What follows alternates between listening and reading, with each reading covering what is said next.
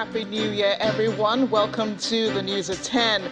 This tonight, year 2023 is ushered in across the world with fanfare, firework displays and musical performances. Christian faithful converge on churches worldwide for the first Sunday service of the year, with messages of thanksgiving rent in the air. Former President Obasanjo endorses presidential candidate of Labour Party, Peter Obi, for the 2023 presidential elections, says he has an edge over other candidates. We continue our assessment of the sectoral performance in 2022. Energy comes under the spotlight tonight.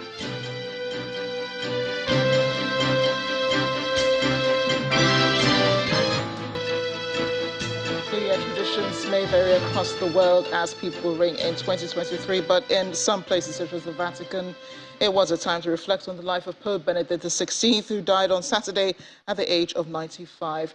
And while people of Ukraine had nothing to celebrate, but held hopes high for peace and an end to the war in their country, the rest of the world celebrations were characterized by nothing short of fireworks, music, and lots of reveling as they ushered in the new year. We'll have more on this a little later. New Year celebrations around the world had plenty displays of fireworks ushering in 2023. In New York, in the United States, the traditional dropping ball countdown took place, as well as midnight kisses, selfies, and lots of music.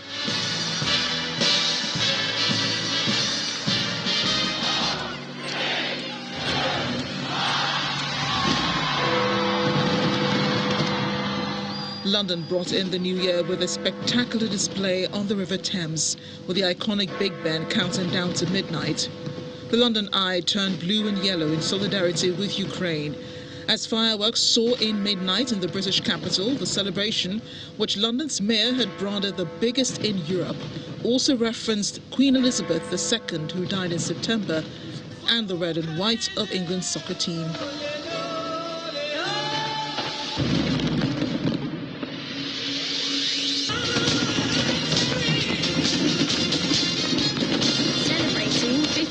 Of pride.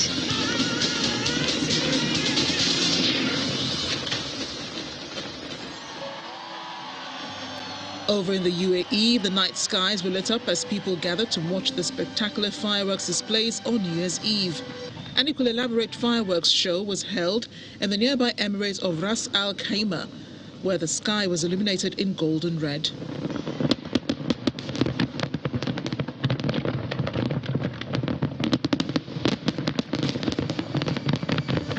Meanwhile, the Burj Khalifa, the world's highest building, staged a spectacular light and fireworks show on New Year's Eve. Australia was one of the countries to usher in the new year with a typically dazzling display, which for the first time featured a rainbow waterfall off the iconic Harbour Bridge. The show included 7,000 effects that fired from 184 positions on the bridge, with 2,000 fireworks launched from the Sydney Opera House and others launched from pontoons and 4 city rooftops.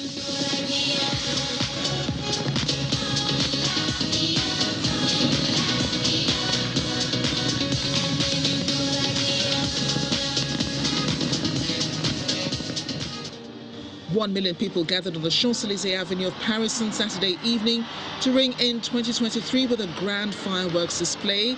Parisians, residents from the region and tourists from nearby and overseas filled the glittering avenue as countdown flashed on the Arc de Triomphe monument, followed by 8 minutes of fireworks.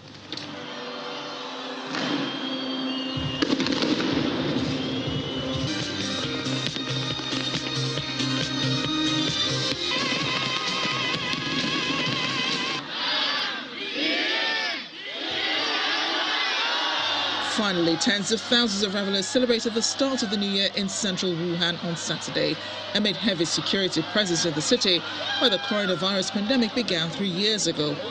Many released balloons into the sky when the clock struck midnight, as is tradition, before grabbing selfies with their friends.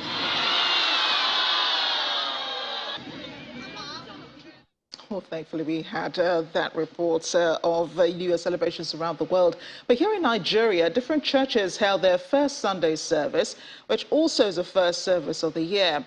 Many families across denominations in Lagos and Ekiti State continued the traditional Christian practice of praying and praising God in worship to kickstart the new year. It's the first Sunday service and also the New Year Mass. At the Cathedral Church of Christ in Marina, joining the early morning service is how these congregants are starting their day.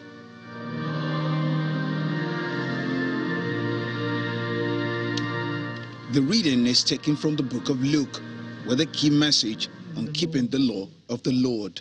And to offer a sacrifice in keeping with what is said in the law of the Lord, a pair of doves or 2 young pigeons. This is the gospel of Christ. Then, the New Year message. Jesus. People of God, maybe your friends have deserted you. Maybe many things you planned to achieve last year, you were unable. Maybe you experienced failure in one way or the other. I encourage you this year that the only person that will not fail you, the only one that can make your dream possible, the only one that can make you achieve your purpose this year is that man called Jesus. With hearts full of praise, these congregants at our Saviour's Church are thankful for a new year. They sing, trusting God on the possibilities of what is to come.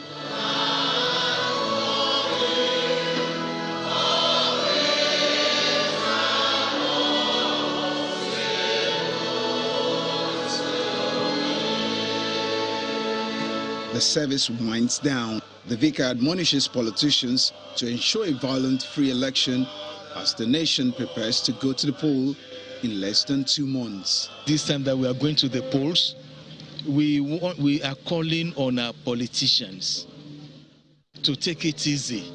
No brigandry, no crisis, no shooting, no evil in all ramifications. And everybody should be able to clothe him or herself with humility. In Ekiti State, also in southwest Nigeria, the first Sunday service at this CNS church is also about Thanksgiving.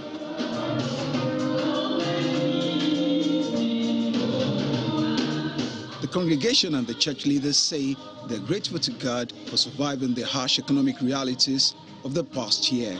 Right from the Bible, there is a law. When Jesus Christ is about to be born, they all went to be counted during the first census. So there is a law that is governing the country. So I will just employ all Christians to ensure that they have their PVC so that they can vote to their own choice. As these churches and the congregation continue to rejoice, praying for the general well-being of the nation, they are also mindful of the election, hoping it will be peaceful and credible. There was also celebrations galore at some churches in the northern part of the country as Christians ushered in the new year. Festivities were not only limited to just churches, state government celebrated the crossover to 2023 as well. Christians in Kano State gathered in their numbers in different churches to observe the yearly crossover services held to usher in the new year. At the Cherubim and Seraphim Movement Church, the new year is ushered in with shouts of joy and dancing. Reverend Adeni Gideon calls on government officials to ensure that the forthcoming elections are free of rancor and that extrajudicial killings are brought to an end. Our expectation for year 2023, by the grace of God, is peaceful conduct of elections.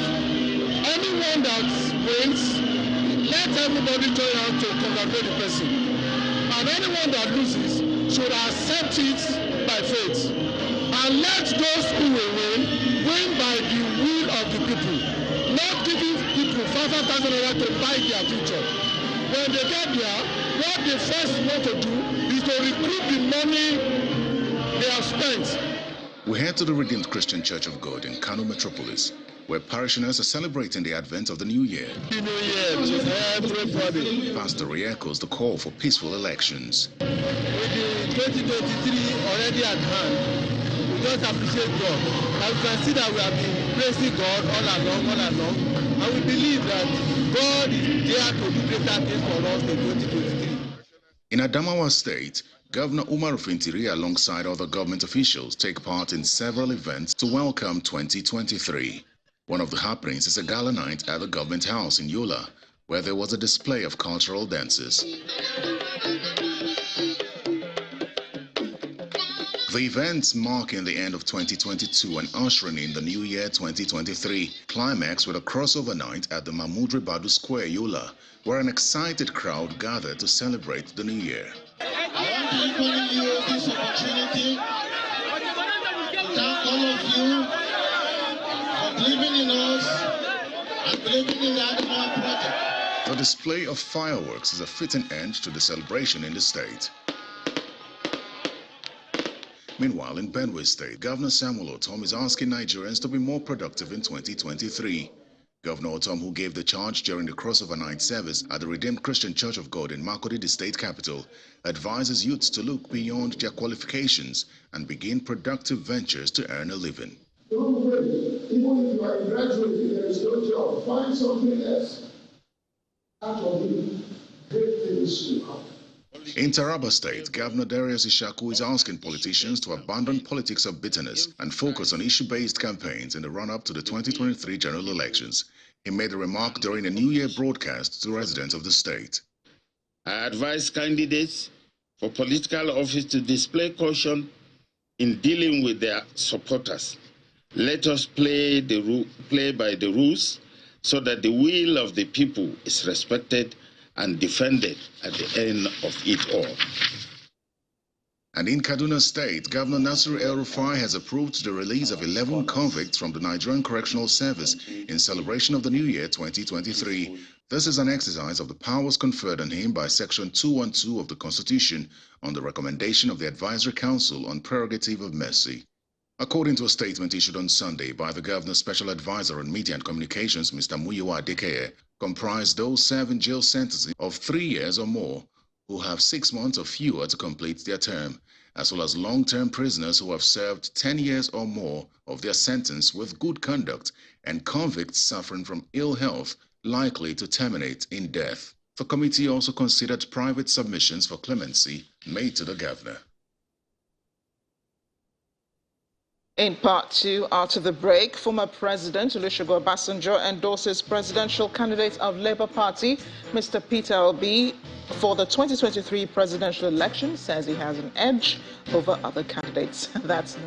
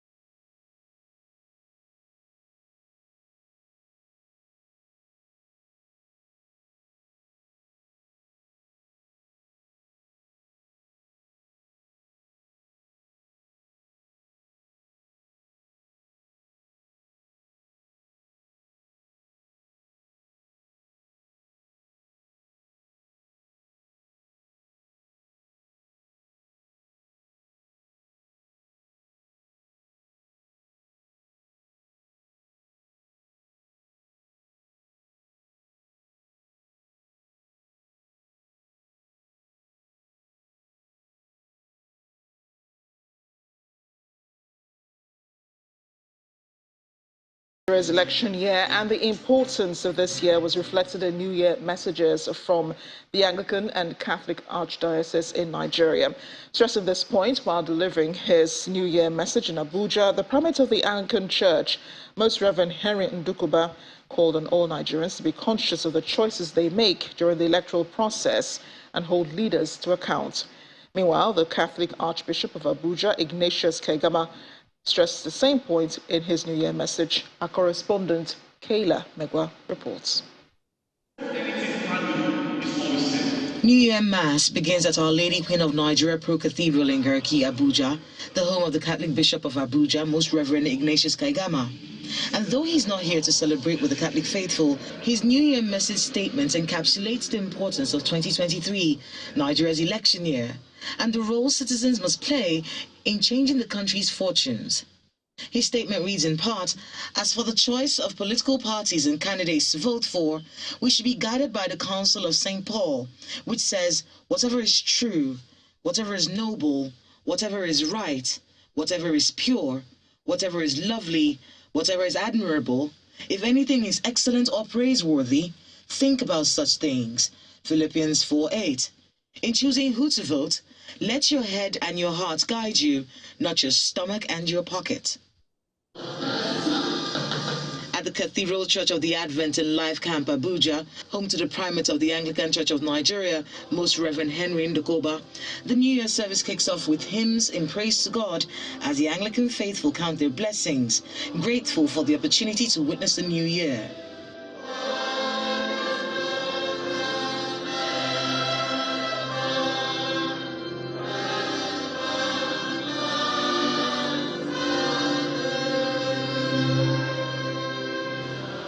As the Anglican primate begins his New Year sermon, the import of Nigeria's election year also takes center stage, particularly the need for God's intervention in what he describes as a year of jubilee for Nigerians. 2023 shall be to us the acceptable year of the Lord. Amen.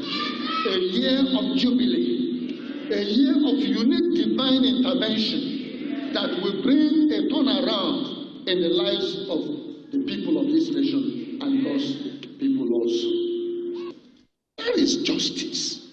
Where is righteousness? Do we have conscience?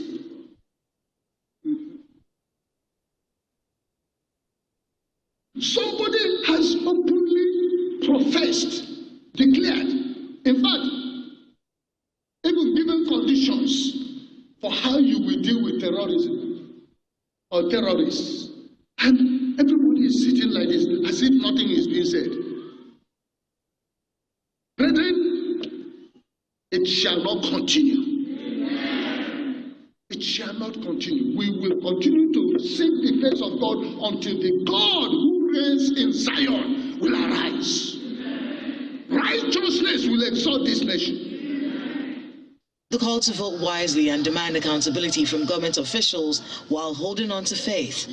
That is the message for the Christian faithful here as they dance into 2023, a year many say is one of the most important in Nigeria's history.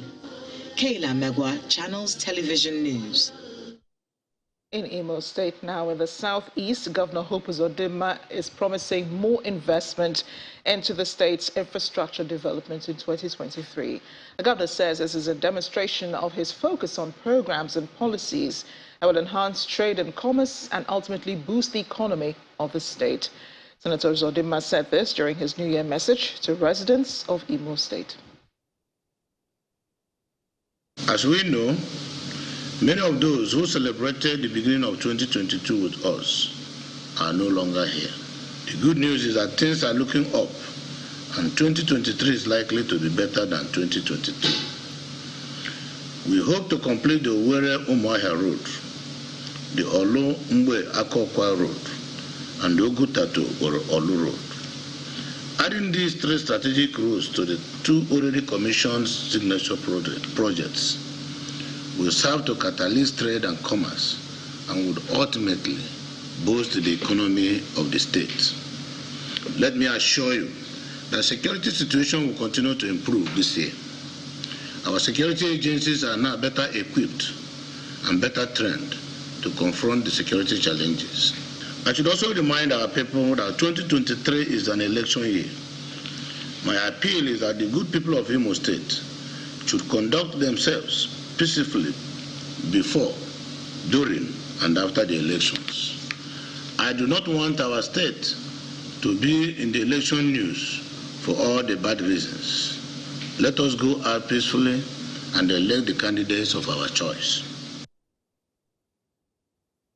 Meanwhile, wife of the president, Mrs. Aisha Buhari, is asking hospitals to give priority attention to pregnant women and nursing mothers to avert infant and mother mortality.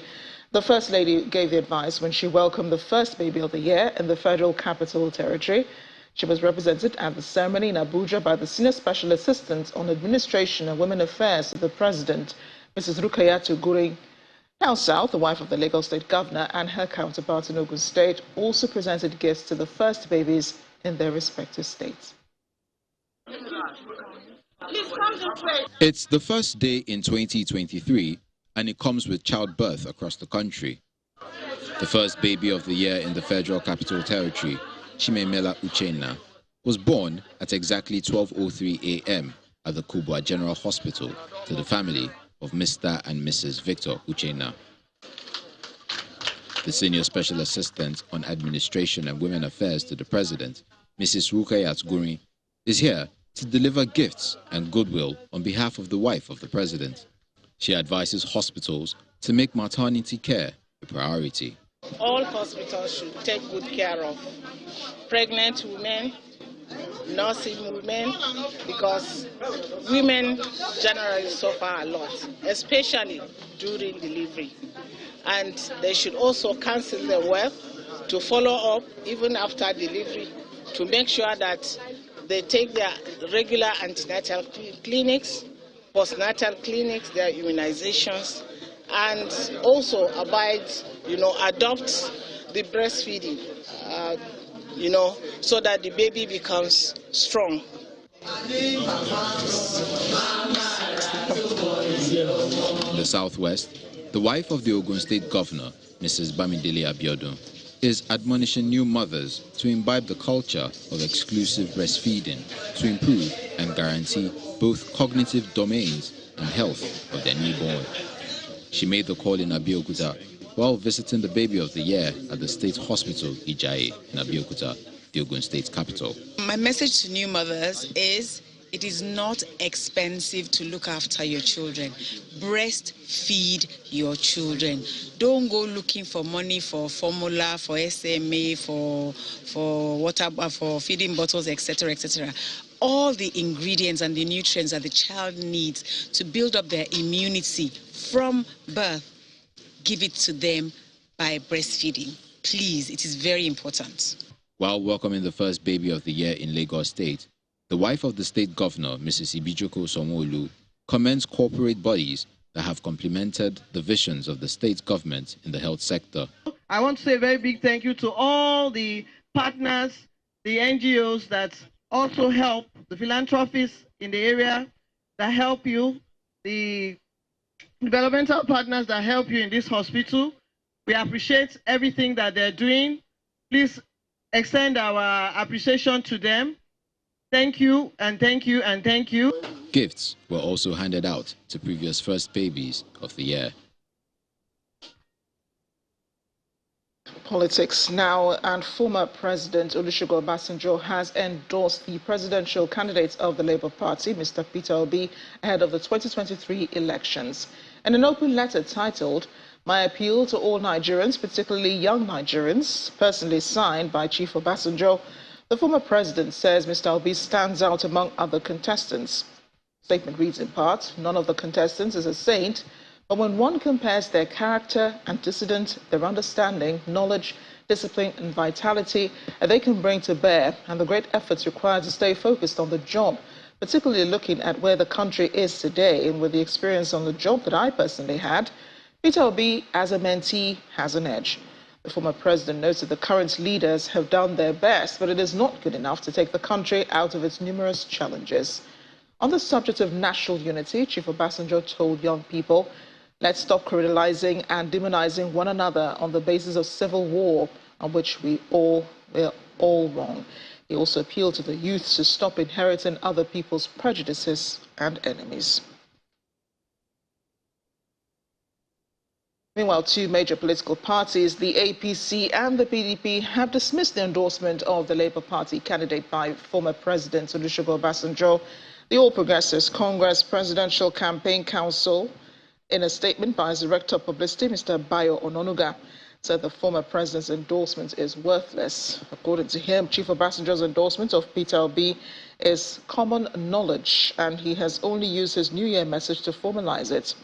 The statement reads in part, the endorsement is actually worthless because the former president does not possess any political goodwill or leverage anywhere in Nigeria to make anyone win a councillorship election, let alone win a presidential election. He is a political paperweight. For the People's Democratic Party, the spokesperson of the Atiku Akowa campaign organization, Kola Olobodion, in a statement said the former president's stance does not reflect the opinion of Nigerians. He added that although the former president is entitled to his personal opinion, he remains individualistic and cannot redirect Nigerians from their determination to rally with a more experienced, more proficient, and more accepted presidential candidate of the People's Democratic Party, Atiku Abubakar. The statement reads in part, what is surprising to the majority of Nigerians is that in the face of the alarming challenges facing the nation, which requires a tried and tested hand, former President Obasanjo is suggesting a candidate that has not had any experience in governance at the national level. Well, still, when the news at 10 returns, the Managing Director and CEO, Association of Power Generation Companies, Dr. Joy Ogaji, joins us to review how the country's energy sector performed in 2022. Please join us again.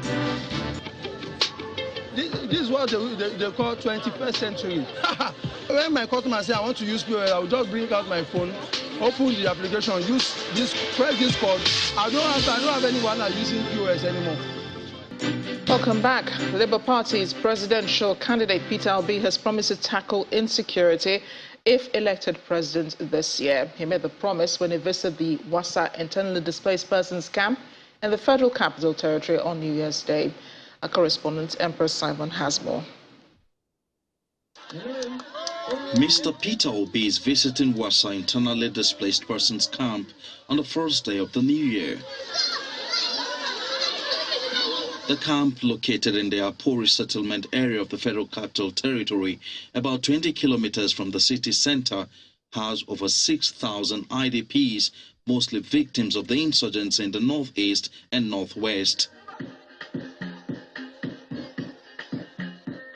Our condition here, we don't have work to do. One of us, we have our qualifications at hand, and we don't have works to do.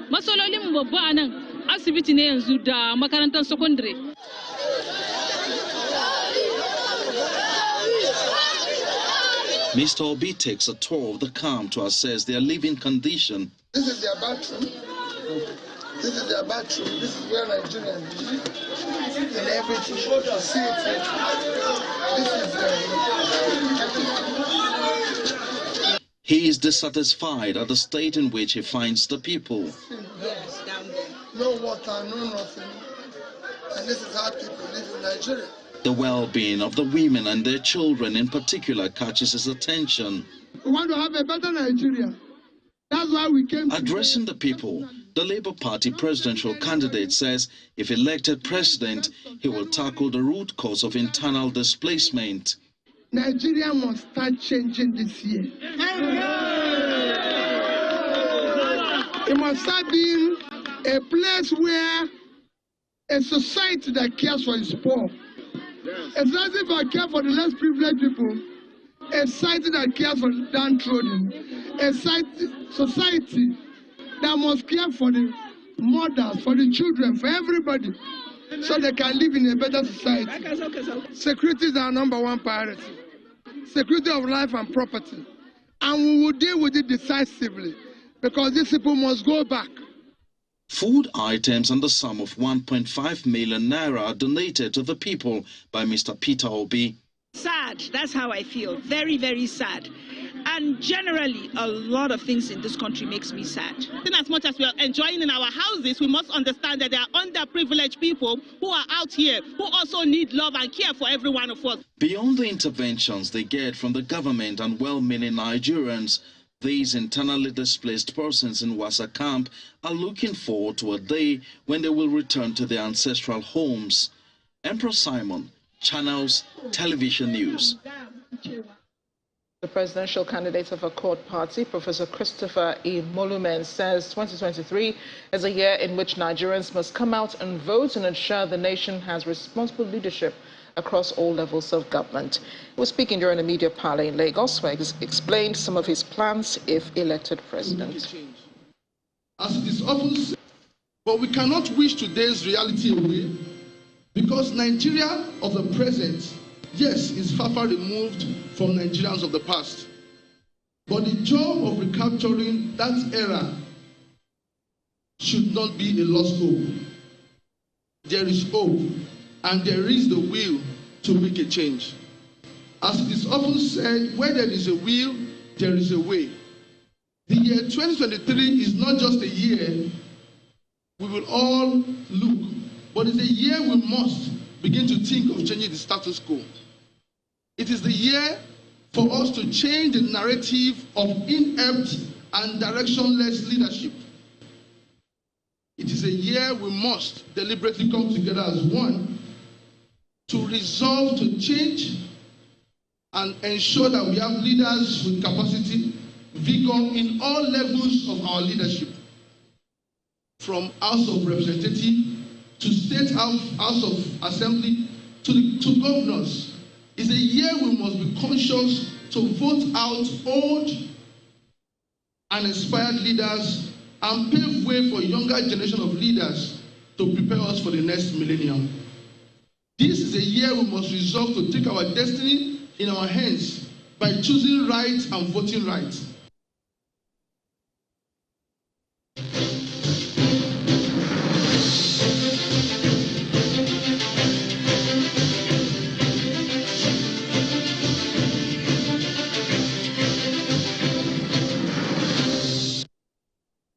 The Nigerian electricity industry has continued to hold a strong talking point in the country's several development agenda since the year 2013, when the federal government privatized the sectors.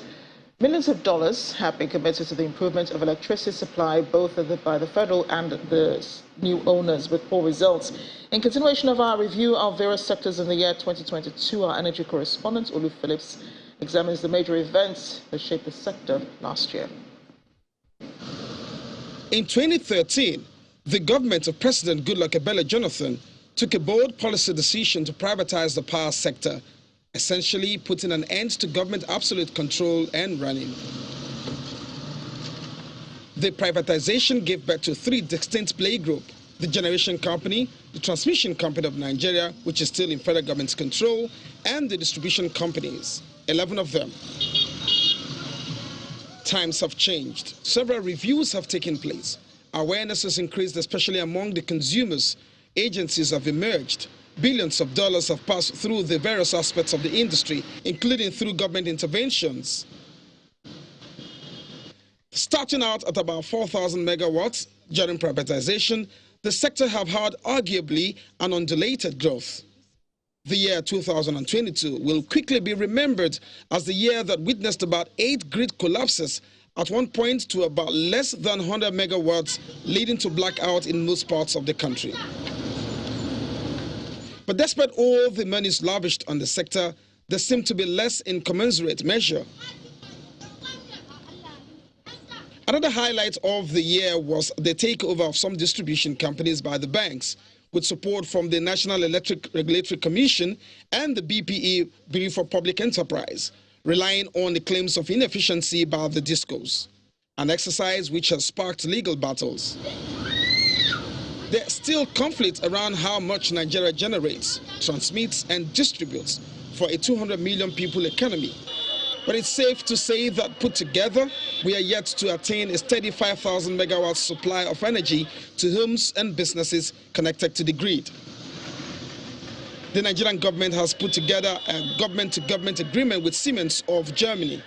The three-phase plan and proposal will deal essentially with improving transmission and distribution infrastructure across the country, an endeavor which is meant to see Nigeria with a capacity of 25,000 megawatts of electricity by 2023. Be reminded that we are in 2023 and the power sector will be 10 years this year, post-privatization. Some milestones policy by NERC came in force in 2022. The regulator put in place partial activation of contracts, essentially getting players to be more responsible and operate in a sustainable and profitable manner. With a target of a minimum of guaranteed 5,000 megawatts for generation, transmission and distribution starting July 1st of 2022, people must take responsibility in meeting their contractual agreements. Also, in 2022, the federal government-backed mass rollout meters didn't see much traction, but would and could with the meter asset provider, which says you can pay for a prepaid meter and have the cost defrayed by your consumption bill. Sanctity of contract, policy somersault, liquidity crisis are some of the other challenges of the sector. Will Nigeria leap beyond these times 10 years on? Olu Phillips, Channels Television News. We're now being joined by the Managing Director and Chief Executive of the Association of Power Generation Companies, Dr. Joy Ogaji, to throw some more light on the energy sector in the outgone year. She joins us from our studio in Abuja. Dr. Ogaji, thanks for joining us tonight and a happy new year to you. Same here, and it's a pleasure. Happy New Year to Nigerians. Now, fortunately, on the first day of the year, we're talking about the power situation and what has transpired in 2022. Well, Nigerians were promised regular power supply, uninterrupted power supply. They were told by the government that things were moving along with the advent of the prepaid meters. We were assured that we would pay for what we're getting. But yet there are still challenges, aren't there? So what do you think is responsible for these issues? Why we're not having uninterrupted power supply in the country still? Thank you for that question. There are myriad of challenges or reasons or factors responsible for why we've been having and we will continue to have the abysmal and epileptic situation in the power sector. Foundation is very, very critical to every building and any organization. Until the foundation is right, we will continue to go on the rigmarole. I call it the rigmarole. We just keep going round and round. Hear a lot of policy statements, regulatory directive here and there, but we just continue on the rigmarole. So what are those issues, or what are the factors responsible for it? One of them, number one on my list, is governance. Governance and leadership. John Maxwell said everything rises and falls on leadership. So a major crux of the challenge or problem in the power sector lies on governance and leadership. There is no coordination, there is no collaboration among stakeholders, there is no synergy, there is no harmonization of the policies. If I were to outline the various policies, you will be so shocked. Every stakeholders at different levels are working at cross purposes. For example, look at the Siemens program. If you look at what Siemens is doing, it's definitely different from what TCN 20-year transmission plan is looking at. And if you look at the Siemens distribution intervention plan, is at cross purposes, at cross purpose with the distribution companies PIP, which is the performance improvement plan. And well, for the generation companies, the Siemens program does not have any plan for the generation companies. However, for the other angle, there is no harmony, there is no synergy. Then you look at the policies. The policies, most of the policies are not aligned with the regulation. In fact, most regulations are not underpinned by policies. And we know that policy is the bedrock upon which any regulation can revolve. And if there is no policy backing for regulations that are being shunned out here and there, others, codes, then there is no foundation for that regulation. No wonder the distribution companies can just go to the court and take injunction and challenge regulatory regulatory orders every now and then, and it's irregular in the sector. Another point, apart from governance and leadership issue that I've mentioned, is lack of sanctity to contract. We sign contracts from day one, we intend to break that contract. And since we are not going to keep to the terms of that contract, the terms of that contract will not be implemented. And that is a major, major problem in the power sector. It also plays out in other sectors, but today I'm focusing on the power sector. So lack of sanctity to contract. If you're signing a contract from day one, make up your mind to keep to the terms of that contract, because contracts are binding on parties and they are founded on obligations of parties. So if federal government has a part, federal government should keep to its obligation and other parties should keep to its obligation, because as lawyers will say, he who comes equity must come with clean hands. So you cannot ask the other party to perform when you have not performed. So this is largely another reason why the sector has remained the same. A third reason is illiquidity. Money answers all things. Without money, the sector cannot make progress. So what the major problem we're having is, as the energy flows out, the money does not. I'm so sorry to interrupt you, but you know, when you're talking about money, that's a whole new conversation altogether. I mean, the blame game continues between, you know, the federal government and the new owners and so on. Well, who should be doing what and who should have started doing what from the beginning. Thank you so much. I'm so sorry we don't have so much time for you to express, you know, your thoughts and analysis. We appreciate what you said so far, and thank you for joining us on the News at 10 tonight. You're welcome.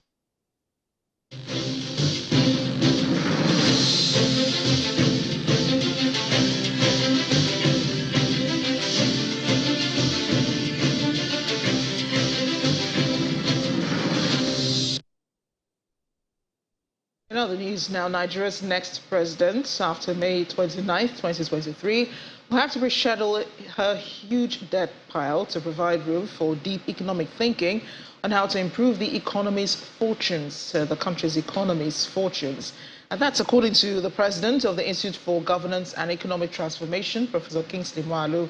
A former deputy governor of the Central Bank of Nigeria told Channels Television's Ladi Akeduladela election issues and personalities tracking program Roadmap 2023 that besides this number one priority, issues of waste and corruption within governance systems as well as tax reform must be squarely confronted.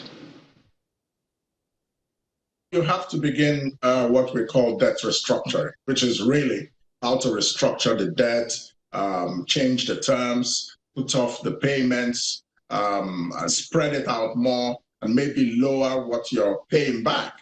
Now, those things are very, very intricate and complicated negotiations, and they must be conducted by people who have the expertise. You know, the first thing the next president must do is that the Nigerian economy has to be run by competent experts, not by just politicians. You see? So, for example, the ministries that have to do with these things like finance, like industry and investment, like national planning, those kinds of areas, it must not be about politics. It has to be about who can get the job done. And that's what the next president has to understand. So the debt negotiations and debt restructuring is number one. The very important next step is to curb the waste and the corruption and the stealing in the Nigerian government. If you have $700 million or $800 million or $1 billion a month being stolen from crude oil theft, that means that Nigeria will not have money that should rightfully be the government's money to do some of these things.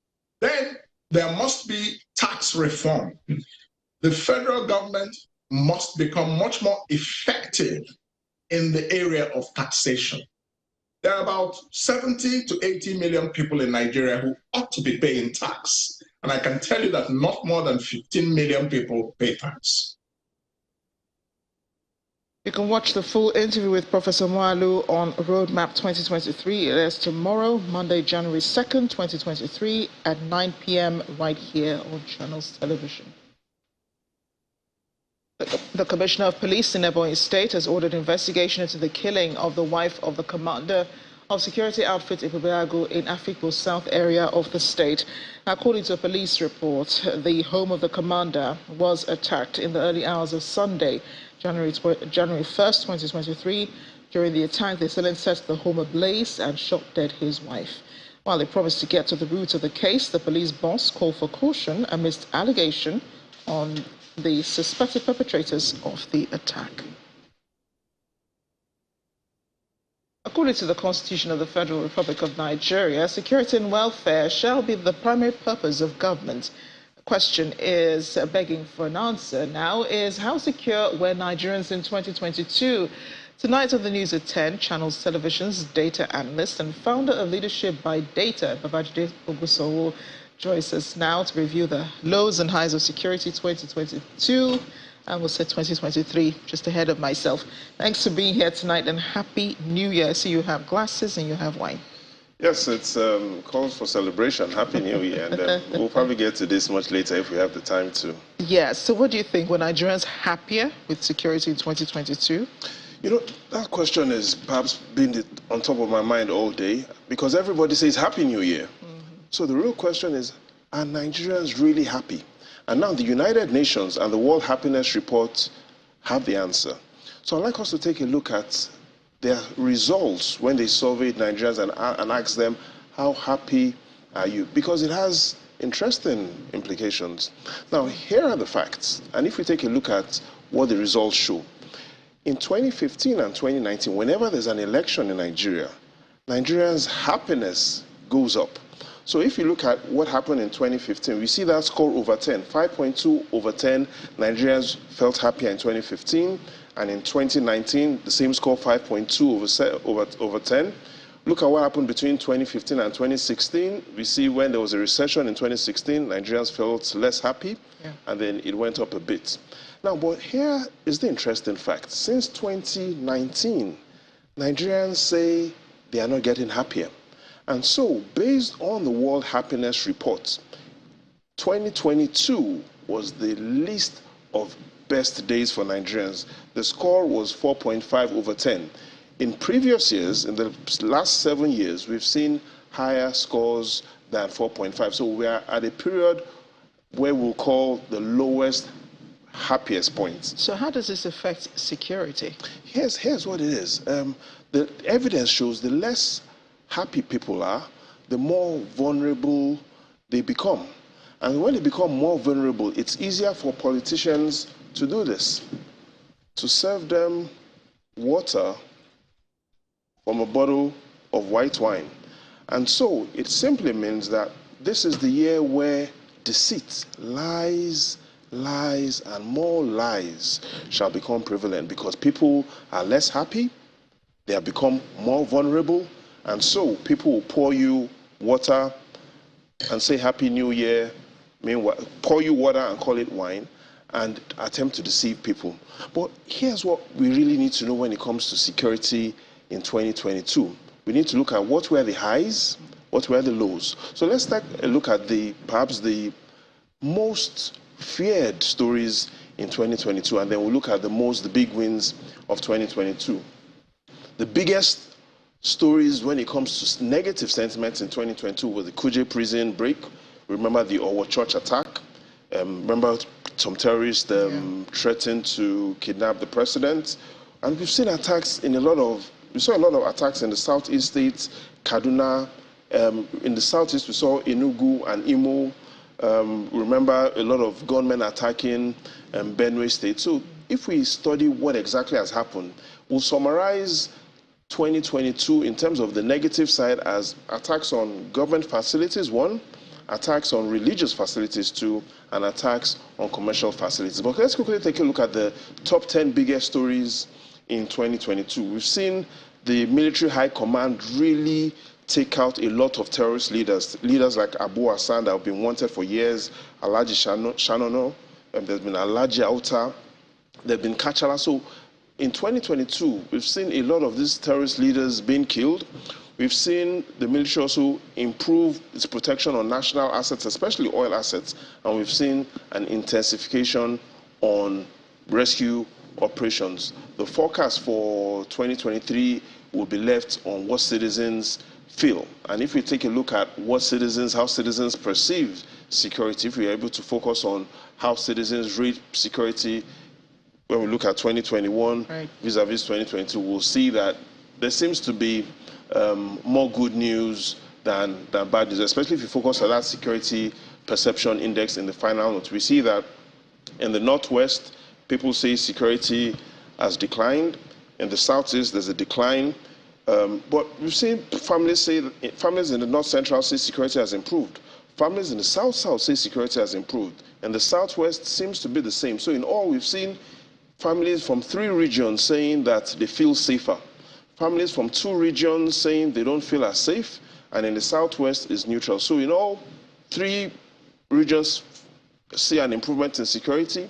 2 say it is not hunky-dory yet, and 1 is neutral. So I think if this trend continues in 2023, families would smile more. So what we need to do is get those regions where families still don't feel as safe to feel safer. Yeah, I'm sure the families are looking forward to security this year. Thank you, Babajide. Next time, come up with a real. Be careful, some people want to pour you water and call it white wine this year. That applies to everybody. You wouldn't do it, would you?